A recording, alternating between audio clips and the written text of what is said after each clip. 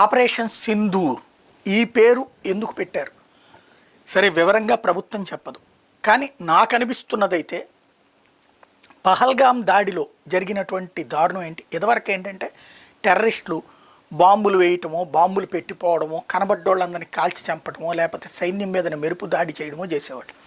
అలా కాకుండా పర్టిక్యులర్గా హిందువులనే చంపాలని లక్ష్యంగా పెట్టుకుని, అది కూడా కుటుంబంతో కలిసి ఉన్నటువంటి చోట్లన అక్కడ కుటుంబంగా ఉన్నోళ్ళ దగ్గరికే వెళ్ళి, ఇండివిజువల్స్ కూడా ఉన్నారు, అలా కాకుండా కుటుంబం కలిసి ఉన్న చోటుకే వెళ్ళి పిల్లలు తల్లి చూస్తుండగా ఆ భర్తని చంపి, అదేమంటే నీకు కల్మా వచ్చా అని చెప్పి నువ్వు హిందువా ముస్లిమా అని అడిగి చివరికి వాళ్ళ కడ్రాయర్లు తీసి చూసి మరి నువ్వు సుంతి చేయించుకోలేదు, నువ్వు ముస్లిం కాబట్టి చంపుతున్నావు, నువ్వు ముస్లిం కాదు కాబట్టి చంపుతున్నావు అని ప్రకటించి చంపారు.